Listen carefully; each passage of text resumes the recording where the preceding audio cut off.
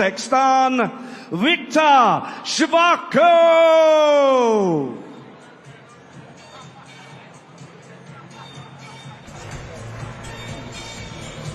Here's another man who's had an interesting week, Viktor Shvako.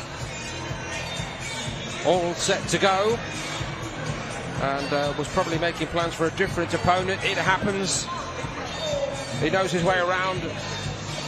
Approaching the veteran stage. Well, he is at the veteran stage. Soon enough he'll be 40 years of age. 26th pro fight tonight. A Belarusian, now based in Warsaw in Poland. And he can move a bit, that's for sure. And he's been a very frequent visitor to the York Hall and other famous small hall venues in Britain. Fought Tommy Fletcher here in May of 2024. Big lad. And please welcome from West London, Tino Bellot.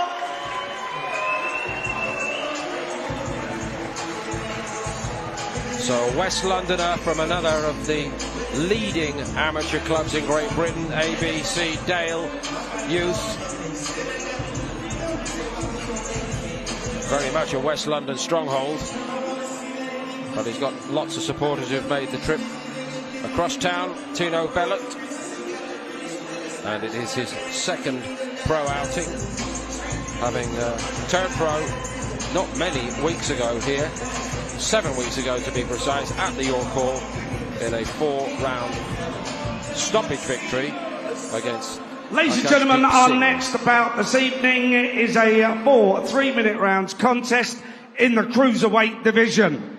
Fighting out of the red corner with 5 wins, 3 by way of knockout and 20 losses to his name, weighing in 201 pounds 4 ounces, and tonight he wears the black shorts with gold trim. Please welcome from Belarus, by way of Kazakhstan, Viktor Shvako. And moving across into the blue corner, unbeaten with 1 win from 1 with a knockout, weighing in 205 pounds, and tonight he wears the grey shorts with the black and white trim. From West London, please welcome Tino Bellot. Your referee is Lewis Van Pooch, who now give his final instructions to both boxers. Okay, chaps, you're both professionals, you both know the rules, you both know what I expect. When I say break or stop, break clean and take a full step back, but above all, protect yourself at all times. Touch gloves. Ladies and gentlemen, 4 3-minute rounds.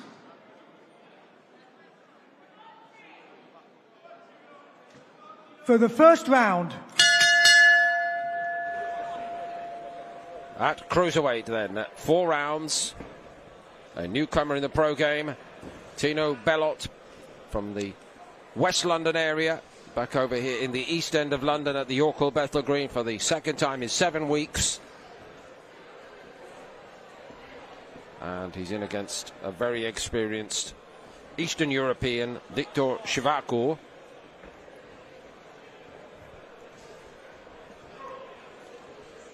Shvako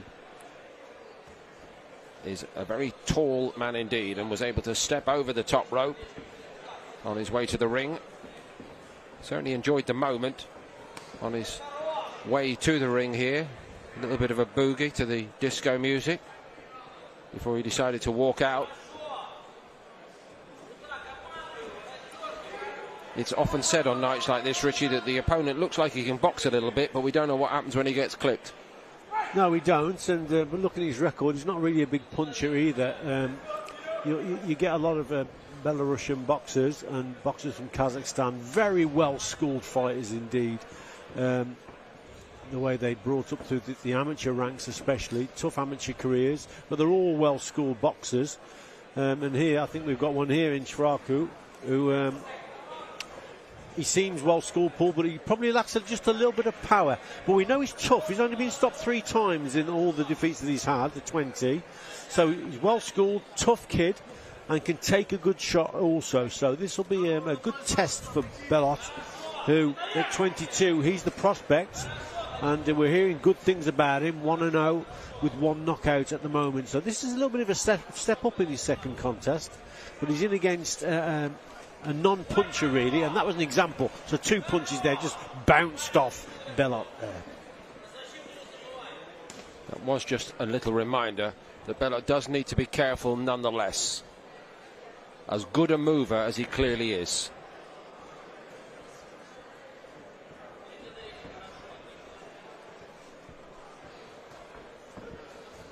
So that's nice there from Bellot, just setting things up with the jab, and then decides to go downstairs. He's just got to throw a few more punches here and just get into this one a little bit more.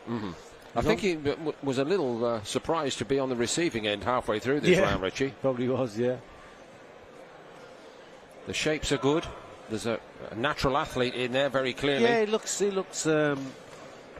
does look a natural athlete, doesn't he? No question.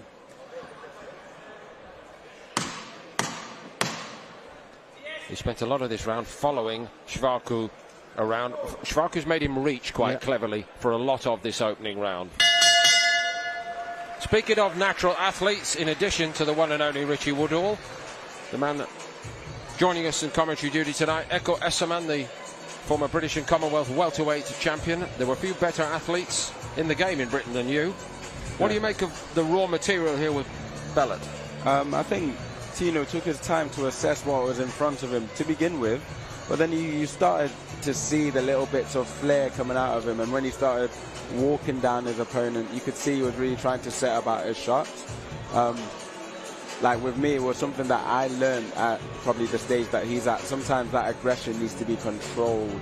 Sometimes just being stood in front of your opponent will draw out the shots that you want to counter, and it takes some learning how Corners, to do it. 10 seconds. Just very quickly, did you have that mindset always? Seconds I need out. to be the boss in these early pro fights. Round I'm always 2. the boss. I'm always thinking that. Okay. Bellot seeks to be the boss here tonight. Grabs the centre of the ring. Let's see, as Richie's pointed out, whether he can really make that jab his best friend in this fight and Shvarku's worst nightmare. Some of the angles are good, Richie, aren't they? Yeah, following I think that. he's got a bit of natural skill, hasn't he? But in that opening round, he just fell short with his punches occasionally. So he's got to use that lead hand and lead foot just to measure that gap and distance a little bit better, and then let the shots go. So he needs to throw more punches. He's quite eager on that front foot coming forward, but he's got to throw more punches to match that front foot as well, you see, to measure that distance and then bring that right hand into play. So he's falling short there. That was an example, just falling short. So he's got to set it up with the lead hand a little bit better. Crowd who would like to see him bringing his best to bear and see what impact that does have on Shvarku. In terms of impact, bigger picture here, Richie, and we're speaking so much about the extraordinary revolution in professional boxing, the untold riches, the opportunity now for the fights that the world craves among the best of the best in world boxing. It's all happening, a lot of it surrounded by the embrace of Saudi Arabia's interest in the game. But at all levels, that has opened up opportunity. And so even somebody like Victor Shvarku comes here tonight, surely saying to himself, if I can give a guy rounds, if I can look like I'm a competent operator, there are going to be more and more pieces of work on offer to me. Yeah, both boxers are in the shop window, aren't they? Yeah. Bellot, obviously, is the more talented boxer and will look for, you know, he wants to get on those Saudi shows. But at the same time, Shvarku, you know, like you said, Paul, if you can show people that, you know, he's a really decent opponent, who's a decent boxer, and who can be stubborn and awkward and is difficult to get to, then yes, you know, he may get the phone call that can change his life with the money that they're starting to pay now. Opportunities for everyone, It's Paul. amazing, isn't it? Yeah. What a wonderful time to be involved in this famous, historic old sport, a new era. So much of it generated top down, of course. Good little move that was from Shvarku there, Paul. He just smothered Bellot. Bellot was just looking for that left hook to the body, and before he could throw, he just stepped in and closed him down. Just showed his experience there, Shvaku. So missed with the right hand there, but got him with the left. Did Bellot. Just got to get a little bit closer to land that backhand. But some nice signs from him. Just got to steady up a little bit and just throw more jabs, really. That's what he's got to do. But yeah, a couple of decent signs here from Bellot. Shvaku wasn't quite so comfortable in this second round under the pressure. 1 or 2 moments of success for Bellot, but he's got a puzzle to solve all the same. Echo, over to you. Yeah, I think at the beginning of that round, Tino needed to remember that Victor is quite fast-handed, and I think there was a bit of tit-for-tat boxing, like you go, I go, you go, I go. I think both of them, or Tino respectively, needs to find those gaps in between the rhythm to get the shots off of his own, so that he can match him, and that's when you'll really start to set him, put Victor on the back foot. However, Tino had some great uses of framing. When they were close together, he'd use his forearm on the shoulder of his opponent, frame him into a good line or angle for the position to let off some of his shots. And it was good to see he's starting to come into the match and let Corners, some of the shots go, 10 especially seconds. that right hand that missed, followed with the left hook. Seconds out. Terrific, Round Anna. Thank you very 3. much indeed. So, 2 rounds gone. Shvaku more than living up to his end of the bargain here tonight. All eyes, really, on Tino Bellot. Only a second pro fight. We shouldn't heap too much expectation on his shoulders. No, not at all. You know, like you said, Paul, second pro contest against against an experienced campaigner, really. And at the moment, he's boxing well, Bellot. You can see that he's got natural talent. He's got to set up these attacks now with behind his jab. But yeah, he's a naturally talented boxer. Some nice movement, nice rhythm about his work, but he's just got to just got to throw a few more shots. To me, Richie, watching this, it will explain the difference to a young pro like Tino Bellot between sparring and the night of the fight very well indeed, because this could be a Monday morning sparring against a guy like Shvaku. That he could make an alternative living as a sparring partner, could Shvaku. But you know, the gloves, the lights, no head guards, potentially a few quid for winning. Different story, isn't it? Yeah, different environment really, Paul. Earlier there, Bellot just threw a lovely right up on the inside, cracking punch, best shot of the round so far. Natural talent that he's got. But yes, you're quite right. Shvaku could probably make a lot of money on the sparring circuit, but it is differently with the bright lights, the smaller gloves, and on fight night, the contest situation, as I call it, it's totally different to sparring, really. And in this new era, from Riyadh season downward, there's just that little bit of energy and excitement around these shows these days. That's the impact that's been made by Saudi Arabia, led of course by Turki Al-Sheikh, His Excellency. Who I think, Paul, has been great for boxing, you know, because absolutely, since he's been involved, the fights that everyone wants to see are happening. It's fantastic for the sport what Turki Al-Sheikh has done, and long may that continue, because yeah, it's great for the fans. You're seeing fights. Everyone is seeing the best against the best, and that's all we want. Absolutely. So yeah, it's tremendous. It really is. We've craved it for so long, but I think His Excellency's actions have had an effect all the way through the boxing environment. Bellot has taken 1 or 2 in this round again, and Shvaku now does want to work him over a little bit. As I mentioned, he is a big unit. Brought his weight to bear on Bellot for a moment there. Yeah, he's proven awkward, isn't he, staying on the outside, and he's just trying to keep Bellot at bay with the odd jab here and there. But you can see the natural talent in Bellot, and you're always looking for a shot that's coming from him, really. As you may have spotted on the other side of the ring, Johnny Greaves, I mentioned a while ago tonight, is now hander upper in the home corner. Echo, how are you seeing it? I'm seeing it good. I think Tino had a great round of showing his accuracy in there, and he could probably do with just ramping it up, adding that little bit more flair that you can obviously see that he has. I mean, at the end of the round, he switched stance into southpaw. I thought I was going to see a backhand left. Speaking of flair, everyone wants to show their flair to get on the Saudi cards, obviously, and it's definitely a great motivator for boxers straight from grassroots level all the way up to above me to 10 world level, seconds. really. Josh Padley is the ultimate Seconds example, out. isn't it? Oh, definitely, yeah. For the fourth and final round. So the fourth and final round, Echo Esserman's own story is by no means over, incidentally. We're going to talk a little later with Echo about a brilliant fight we are hearing in the works for him in a couple of months.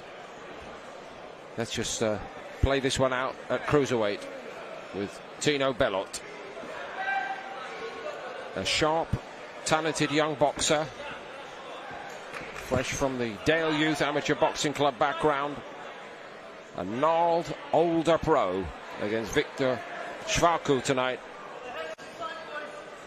Yeah, so he's just got to watch here that Schwarku is just trying to get up close a few times, just smother him. So he's got to watch out for that and maybe take the odd back step, Paul, and just adjust his feet and bring him onto the shots. So Schwarku's doing a good job in that he's closing that gap down, smothering Bellot's work.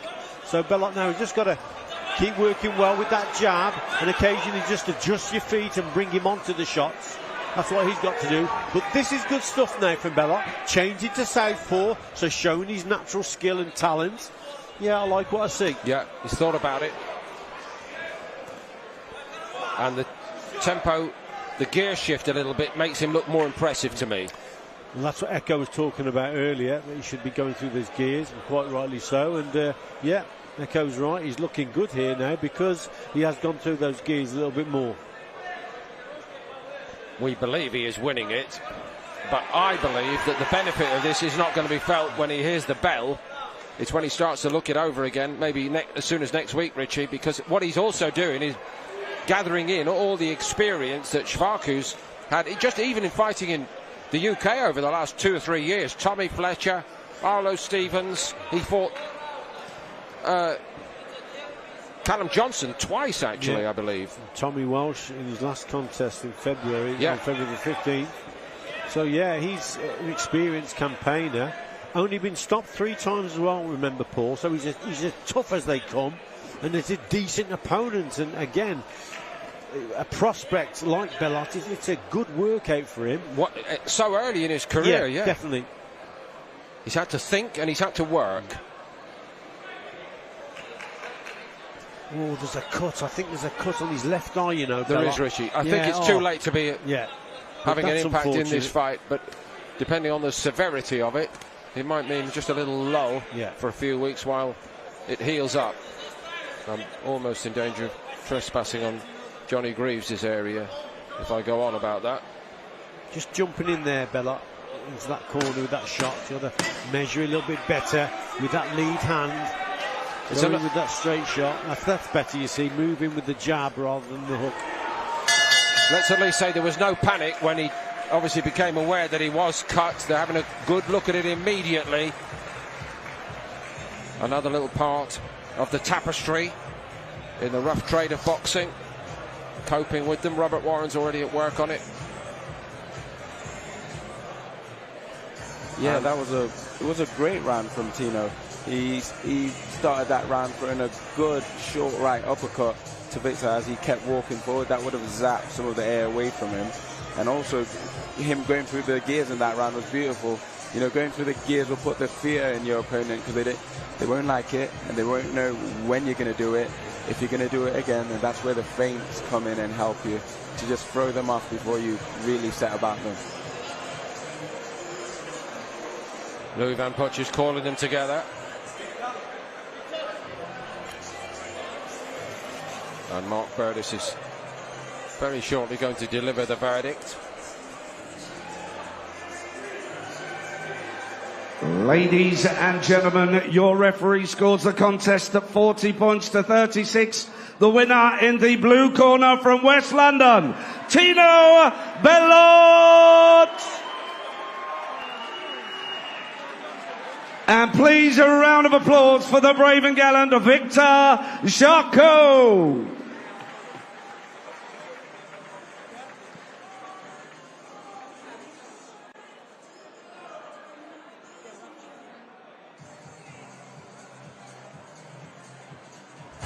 Tino Bellot moves to 2-0. Good start to his career, and he'd have learnt from that tonight.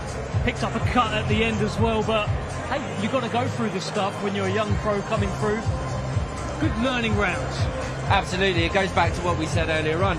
You know, Tino got in there with an opponent tonight that on paper he should come through easily. But again, the experience, tough, rigid, durable opponent. Don't get me wrong, I thought it was a good performance by Tino. He had to change stance a couple of times in there. It showed that he can think on his feet already so early in his career, but picked up a cut at the end. I didn't see how the cut happened. I'm not sure whether that was from a shot or a catch ahead. We'll have to look back at that. But again, you know, the experience Tino would have picked up in that fight, priceless. Yeah, he'll be a great addition to the cruiserweight division, by the way. Go and follow him on social media. He's got the social media on point. I believe he's got his own logo already. 2 fights in, he's got his own logo to announce him turning pro. He's got a wonderful promo video which involved, and do try and watch this. It's people leaving him voice notes saying, "Hey Tino, bro, when you going pro? When you going pro?" All of that. He turned pro. He announced it all. So he's switched on outside of the ring and looks like he's got the skills inside the ring. Do you know what though? We know it's so important nowadays. Boxing is not just about what you do in the ring. You've got to have some personality. If you look at some of the fights they're putting on in Riyadh, some of the fights you guys at Queensbury are putting on, you know, obviously it's ability based, but if you look at how you build the fights, you know, how you get there, what the backstory is, you've got to show some personality. You've got to almost be a brand. So the quicker that fighters learn that, the quicker they may get those opportunities when they match that with the talent they have. Yeah, 100%. I feel like he needs a nickname though. I was watching the other day, he actually had a London amateur final with Alois Jr. Alois the Animal Jr. had a brilliant fight with him back then. Maybe we see that one day as a pro, but he needs a nickname for me. Any ideas on it? I don't, but Dev, if anybody is going to come up with a good nickname, I think it's going to be you. Let me stew on that for the remainder.